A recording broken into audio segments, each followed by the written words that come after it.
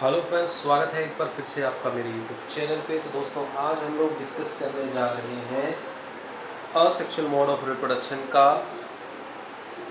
चौथा मेथड जो है रीजनरेशन। इससे पिछली वीडियोस जो हमने अब तक डिस्कस की हैं बच्चों, वो वहाँ पे हमने अब तक पढ़ा है कि असेक्सुअल मोड ऑफ रिप्रोडक्शन क्या होता है और उसके कुछ मेथड्स। मतलब हमने अब तक बाइनरी फिशन, मल्टीपल फिशन, इसके बाद बडिंग और इसके बाद थर्ड जो स्पोर फॉर्मेशन, ये तीन मेथड हम ऑलरेडी डिस्कस कर चुके हैं बच्चों। आज जो हम मेथड डिस्कस करेंगे रिप्रोडक्शन का, वो है हमारा रीजनरेशन।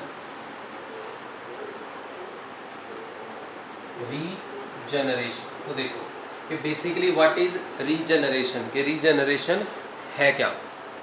तो जो रीजनरेशन है वो हम यहाँ पे डिस्कस करेंगे बच्चों। तो एक बहुत ही सिंपल सा मेथड ऑफ रिप्रोडक्शन है। इसमें नाम से ही पता चल रहा है बेटा, इसमें जो लेटर है रीजनरेशन, रीजनरेट मतलब कुछ जो ऑर्गेनिजम्स हैं वो अपने बॉडी पार्ट्स को रीजनरेट कर सकते हैं। कि मतलब कि अगर किसी वजह से कुछ ऑर्गेनिजम्स को कई पीसेस में हम कट कर दें तो उनके जो अलग अलग पीस बनते हैं वो अलग अलग पीस दोबारा से नए ऑर्गेनिजम्स में कन्वर्ट हो जाते हैं, और इसे ही हम बोलते हैं रीजनरेशन। तो रीजनरेशन सिंपल है कि process of getting back a full organism from its body part. तो अगर मैं डेफिनेशन लिखूं बच्चे तो यही बनती है कि the process of getting a full new organism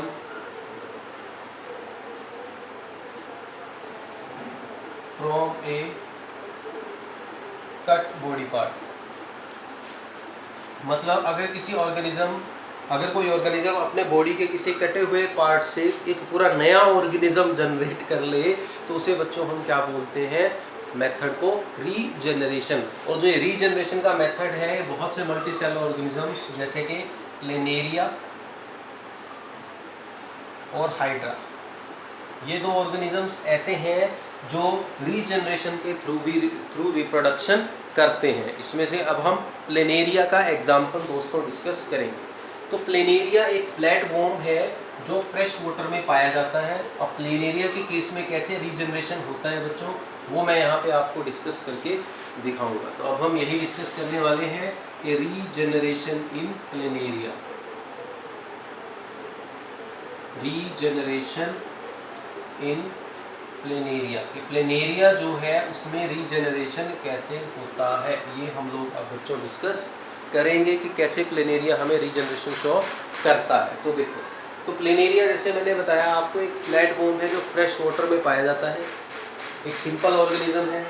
कैसे इसमें रीजनरेशन होता है कि सपोज ये हमारा प्लेनेरिया है,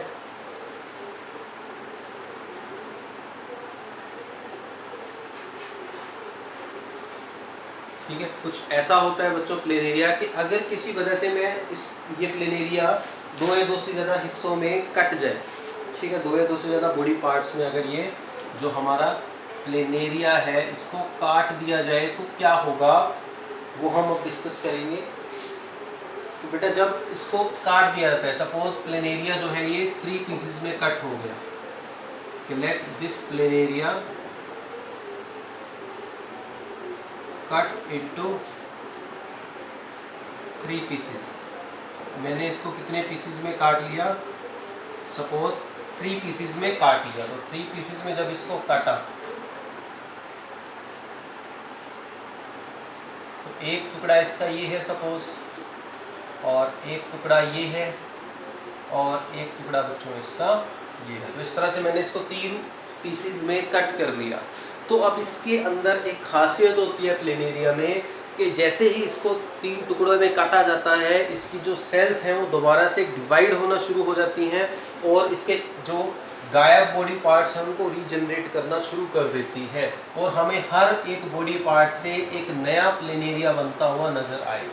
तो मतलब ये जो एक हिस्सा इसका कटा, इससे एक बिल्कुल टोटली नया प्लेनेरिया यहाँ पे जो है डेवलप हो जाए। इसी तरह से जो ये वाला कटा हुआ पोर्शन था, इससे भी हमें एक बिल्कुल टोटली नया प्लेनेरिया रीजनरेट होता हुआ नजर आएगा। इसी तरह से जो तीसरा हिस्सा था सबसे नीचे का, उससे भी जो है एक नया प्लेनेरिया बन जाएगा। ठीक है, तो इस तरह से आप देख सकते हो कि एक प्लेनेरिया से कितने प्लेनेरिया बन गए, 3 प्लेनेरिया बन गए। तो इसे बोलते हैं method of reproduction by regeneration. ठीक है, तो रीजनरेशन सिंपल है बेटा कि अगर हाइड्रा और प्लेनेरिया जैसे ऑर्गेनिज्म को कट किया जाता है 2 या 2 से ज़्यादा पार्ट्स में, तो इनका हर बॉडी पार्ट एक नया प्लेनेरिया को जो है रिप्रोड्यूस करता है, नए प्लेनेरिया बन जाते हैं। तो ये था एक बहुत ही सिंपल सा मेथड रीजनरेशन। अब बात आती है कि भैया क्यों सिर्फ प्लेनेरिया जैसे सिंपल ऑर्गेनिज्म ही इस मेथड से रिप्रोडक्शन कर पाते हैं, हमारे जैसे इंसानों जैसे मल्टीसेलुलर ऑर्गेनिज्म क्यों ऐसा नहीं, ऐसा क्यों नहीं हो सकता कि अगर मैं अपनी उंगली को 3 हिस्सों में काट दूं तो हर उंगली से एक नया इंसान जन्म ले ले। तो ये पॉसिबल नहीं है। क्यों नहीं है पॉसिबल, ये हम डिस्कस करेंगे, क्योंकि कई बार एग्जाम में क्वेश्चन आता है कि वाई जो मल्टी सेलुलर ऑर्गेनिजम्स है like dogs and cats and humans can not reproduce by the method of regeneration, वो रीजनरेशन के मेथड से रिप्रोड्यूस क्यों नहीं कर सकते, ये क्वेश्चन कई बार आ सकता है एग्जाम में।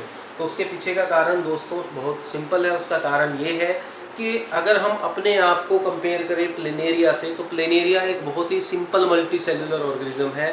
प्लेनेरिया की बॉडी में ज़्यादा स्पेशलाइज्ड सेल्स नहीं है। लेकिन हम अगर अपनी बॉडी की बात करते हैं तो हमारी खुद की बॉडी एक बहुत ही कॉम्प्लिकेटेड मल्टी सेलुलर बॉडी है। हमारी बॉडी में बहुत सारी स्पेशलाइज्ड सेल है। हमारी बॉडी में अलग अलग सेल्स, अलग अलग टिश्यू हैं, जैसे कि लंग्स को बनाने के लिए अलग टिश्यू है, हार्ट बनाने के लिए अलग टिश्यू है, रिप्रोडक्टिव टिश्यू, रिप्रोडक्टिव सेल्स हैं, ठीक है, किडनी है, ब्रेन है। तो आप देख सकते हो हमारी पूरी बॉडी में अलग अलग तरह की जो है बॉडी पार्ट्स हैं, अलग अलग तरह के टिश्यू हैं जो कॉम्प्लिकेटेड हैं, वो रीजनरेशन वाले मेथड से प्रोड्यूस नहीं किए जा सकते। तो इसलिए जो मल्टी सेलुलर ऑर्गेनिजम्स हैं, जो कॉम्प्लेक्स मल्टी सेलुलर ऑर्गेनिजम्स हैं, वहाँ पे रीजनरेशन वाला मेथड जो है पॉसिबल नहीं है। क्योंकि अगर मैं अपनी उंगली काट दूं बच्चों, तो उंगली का जो टिश्यू है वो मेरे हार्ट वाले टिश्यू नहीं बना सकता, वो मेरे लंग्स वाले टिश्यू नहीं बना सकता। ठीक है, तो इसलिए जो कॉम्प्लिकेटेड मल्टी सेलुलर ऑर्गेनिजम्स हैं उनमें रीजनरेशन पॉसिबल नहीं है। तो ये तो हुआ मेथड, फोर्थ मेथड जो था रीजनरेशन। इसके बाद दोस्तों अब हम डिस्कस करेंगे नेक्स्ट मेथड, और नेक्स्ट मेथड हमारा होने वाला है फ्रेगमेंटेशन। ठीक है, नेक्स्ट मेथड कौन सा होने वाला है हमारा, फ्रेगमेंटेशन। तो 5th नंबर पे जो मेथड आता है that is fragmentation.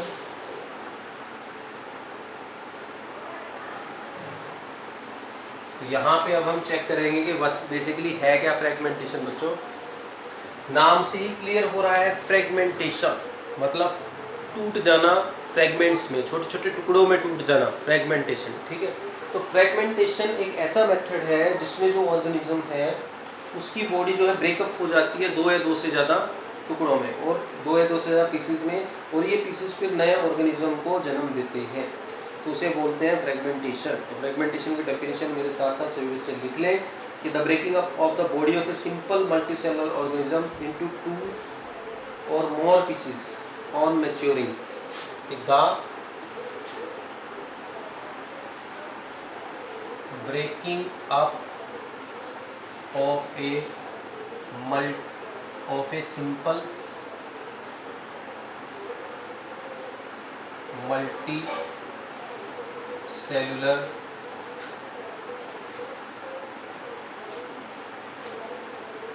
organism into 2 or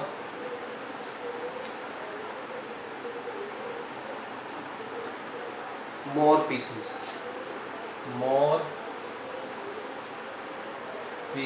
on maturing, and each of these pieces subsequently grows to form a complete new organism. Each piece grows to make a complete new organism।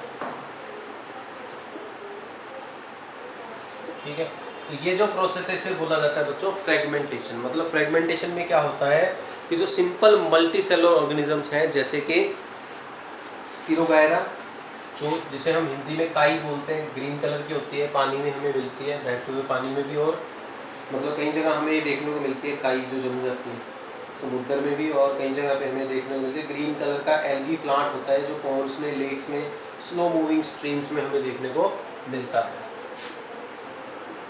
स्पिरोगायरा मतलब ये basically क्या है, green algae. ठीक, तो जो स्पिरोगायरा है इसमें fragmentation वाले मेथड के थ्रू रिप्रोडक्शन होता है। अब फ्रेगमेंटेशन क्या है आपको मैंने बता दिया कि एक सिंपल मल्टीसेलुलर ऑर्गेनिज्म ब्रेकअप हो जाता है बहुत सारे टुकड़ों में, और ये सभी टुकड़े जो सभी पीसेस हैं उसके, ये सभी पीसेस फिर बाद में नए ऑर्गेनिजम्स की फॉर्म में डेवलप हो जाते हैं। ये सेम ऐसे था जैसे कि आपने फर्स्ट मेथड पढ़ा था फिशन, आपने फिशन पढ़ा था, और फिशन में आपने देखा था कि जो अमीबा है एक सिंगल सेलुलर ऑर्गेनिज्म, वो ग्रो मैच्योर होने के बाद 2 अमीबा में कन्वर्ट हो जाता था। ठीक, तो फिशन की तरह ही है हमारा ये मेथड फ्रेगमेंटेशन, बस फ़र्क सिर्फ इतना है कि जो फिशन वाला मेथड था उसमें सिंगल सेलुलर ऑर्गेनिज्म जो है 2 या 2 से ज़्यादा ऑर्गेनिजम्स में ब्रेकअप होता था, और यहाँ पे हमारे पास जो हमारा मल्टी सेलुलर ऑर्गेनिज्म है वो 2 या 2 से ज़्यादा ऑर्गेनिजम्स में कन्वर्ट हो रहा है। ये आपको ध्यान रखना है। कई बार एग्जाम में क्वेश्चन पूछ लिए जाते हैं कि what is the basic difference between fragmentation and fission, तो आपको ध्यान रखना है कि फ्रेगमेंटेशन में मल्टी सेलुलर ऑर्गेनिज्म डिवाइड होगा और फिशन में यूनिसेलुलर ऑर्गेनिज्म डिवाइड होगा। तो जैसे मैं आपको स्पिरोगायरा के केस में दिखा देता हूँ कैसे जो है फ्रेगमेंटेशन होता है। स्पिरोगायरा जैसे मैंने आपको बताया ग्रीन कलर की एल्गी होती है, पॉन्ड्स में, लेक्स में, स्लो मूविंग वाटर स्ट्रीम्स में, वहाँ हमें देखने को मिलती है। काई जो जम जाती है ना ग्रीन कलर की, वो चीज़ें हैं। ठीक है, तो इसमें होता क्या है कि अगर आप माइक्रोस्कोपिक लेवल पे इसको देखो तो जो स्पिरोगायरा है, मान लिया मैंने एक मैच्योर स्पिरोगायरा ड्रॉ किया, ये मैं एक डायग्राम बनाने जा रहा हूँ एक मैच्योर स्पिरोगायरा का।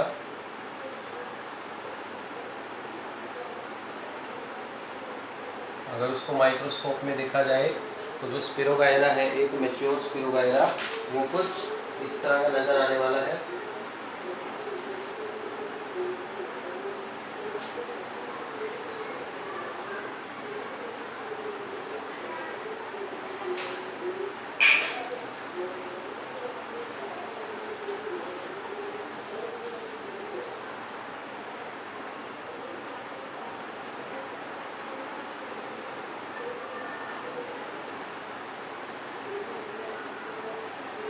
ये जो बच्चों मैं डायग्राम बनाने जा रहा हूँ आपके सामने, ये किसका डायग्राम बना रहा हूँ मैं, स्पिरोगायरा का डायग्राम बना रहा हूँ। ठीक है, आप लोग भी मेरे साथ साथ इसको ड्रॉ कर सकते हैं।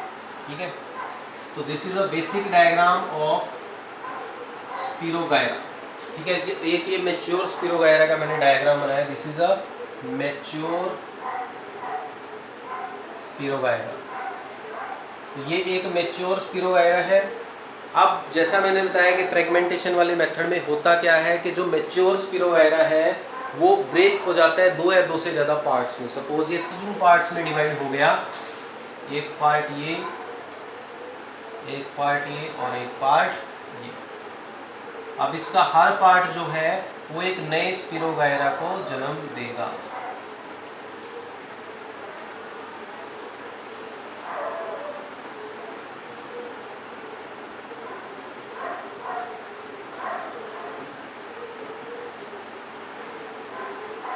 ठीक है, तो इसके हर पार्ट से बच्चों क्या बनेगा, एक नया स्पिरोगायरा जन्म लेगा। ठीक है ना, तो आप देख सकते हो कि पहले हमारे पास एक स्पिरोगायरा था, मैच्योर होने के बाद वो 3 स्पिरोगायरास में कन्वर्ट हो गया, और इसी मेथड को बोला जाता है फ्रेगमेंटेशन। ठीक है, क्या बोला जाता है इस मेथड को, फ्रेगमेंटेशन।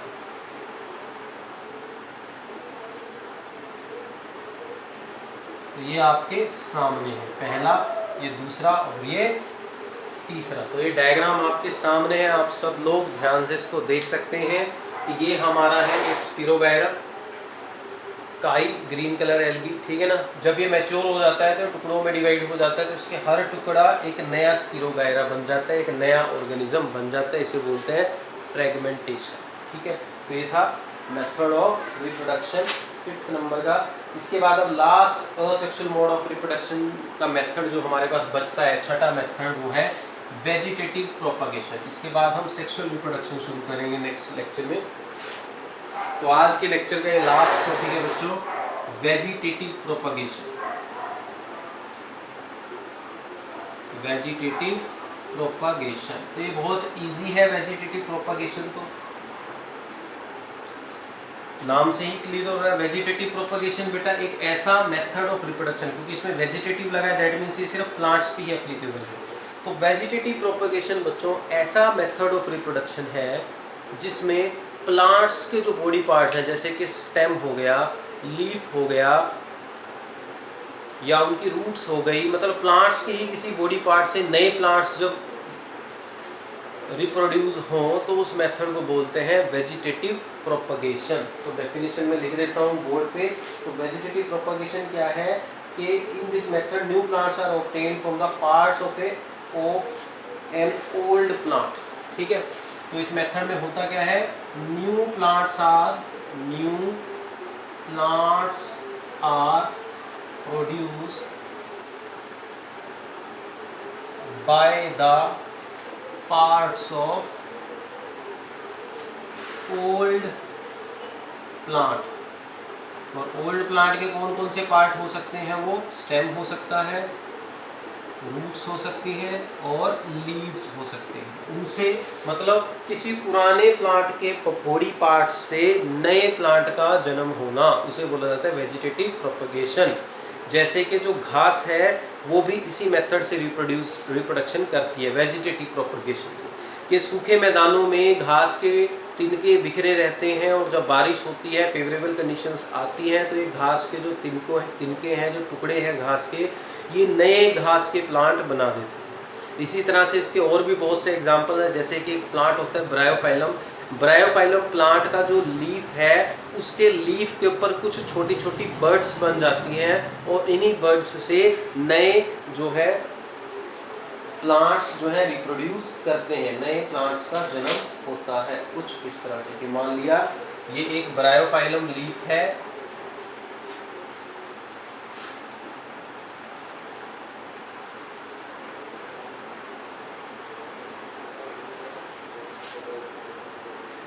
तो ब्रायोफाइलम लीफ पे क्या बन जाते हैं, कुछ बर्ड्स बन जाते हैं और इन बर्ड्स से नए ऑर्गेनिजम्स डेवलप होने शुरू हो जाते हैं। ये जो बर्ड्स बन गई, इन बर्ड्स से क्या होता है, नए प्लांट डेवलप होने शुरू हो जाते हैं।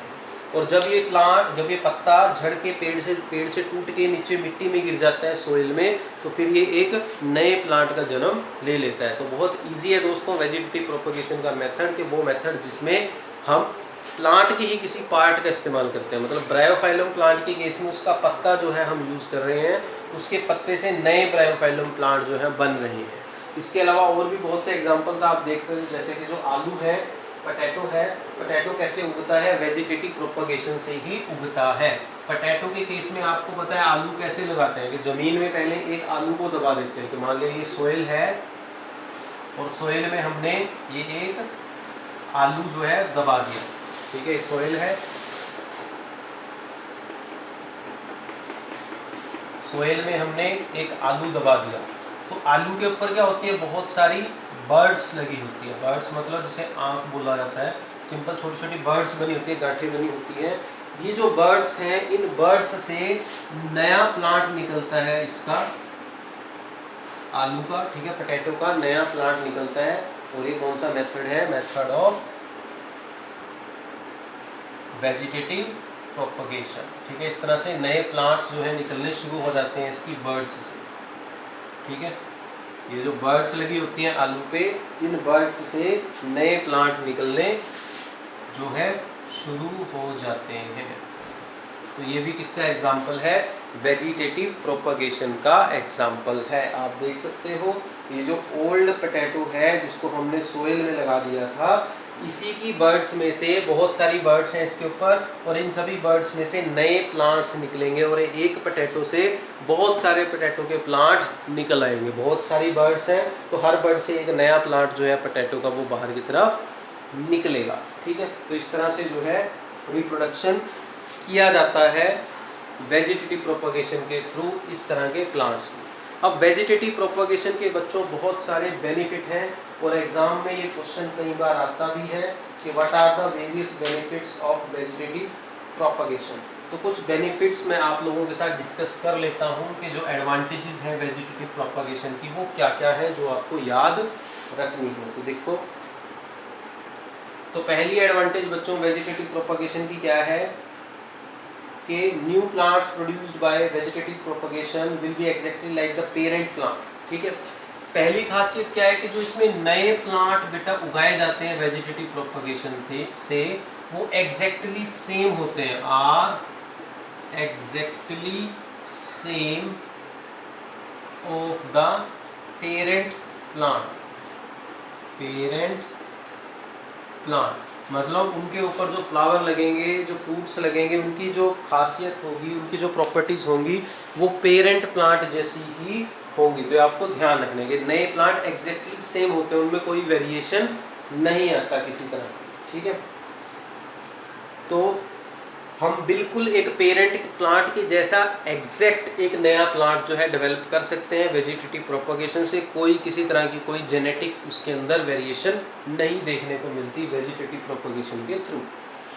सेकंड है फ्रूट्स बहुत जल्दी आते हैं। सेकंड क्या है कि वेजिटेटिव प्रोपगेशन से हम जो प्लांट्स लगाते हैं बच्चों उनमें फ्रूट्स बहुत जल्दी आते हैं, ध्यान रखना, as compare to the seed germinated plants. मतलब अगर आप सेम प्लांट को एक को तो वेजिटेटिव प्रोपगेशन मेथड से उगाओ और एक को सीड के थ्रू उगाओ, बीज के थ्रू, तो आप देखोगे कि जिस प्लांट को आपने बीज के थ्रू उगाया वो बड़ा होने में टाइम लगेगा, उस पर फ्रूट्स आने में भी टाइम लगेगा। जबकि जिस प्लांट को आपने वेजिटेटिव प्रोपगेशन मेथड से उगाया वो प्लांट जल्दी ग्रो करेगा, उस पर फ्रूट्स भी जल्दी लगेंगे। ठीक है, तो ये एक एडवांटेज। तीसरा है बच्चों कि ऐसे प्लांट्स जो अपनी सीड बनाने की कैपेसिटी खो चुके हैं उनको भी हम वेजिटेटिव प्रोपगेशन के थ्रू जनरेट कर सकते हैं। मतलब we can reproduce those plants also which have lost their ability to make seeds. बीज जिन प्लांट्स में नहीं बनता उन प्लांट्स को फिर हम वेजिटेटिव प्रोपगेशन मेथड के थ्रू ही रिप्रोड्यूस करते हैं।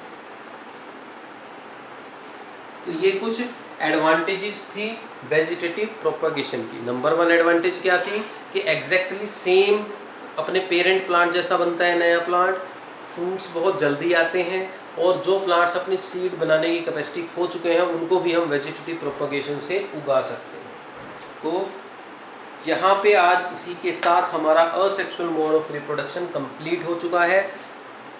ठीक है, आज हमने 3 मेथड डिस्कस किए, रीजनरेशन, वेजिटेटिव प्रोपगेशन और फ्रेगमेंटेशन। इससे पहले वाली वीडियो में हमने बडिंग, स्पोर फॉर्मेशन और फिशन डिस्कस किए थे। तो आज इस वीडियो के बाद हमारा asexual mode of reproduction complete हो चुका है। कल से हम बच्चों sexual mode of reproduction start करेंगे। तो नेक्स्ट क्लास में हम फ्लावर के बारे में पढ़ेंगे कि फ्लावर में सेक्सुअल मोड ऑफ रिप्रोडक्शन कैसे होता है, कैसे फ्लावर के में जो है रिप्रोडक्शन होता है सेक्सुअल मोड के थ्रू। फिर हम एनिमल्स के बारे में डिस्कस करेंगे, हम मेल रिप्रोडक्टिव सिस्टम के बारे में पढ़ेंगे, फीमेल रिप्रोडक्टिव सिस्टम के बारे में भी पढ़ेंगे। तो बने रहें मेरे साथ मेरे YouTube चैनल पे। अगर आप चैनल पे नए हो तो वीडियो को लाइक ज़रूर करके जाना और चैनल को सब्सक्राइब भी ज़रूर करके जाना। मिलते हैं नेक्स्ट वीडियो में, धन्यवाद।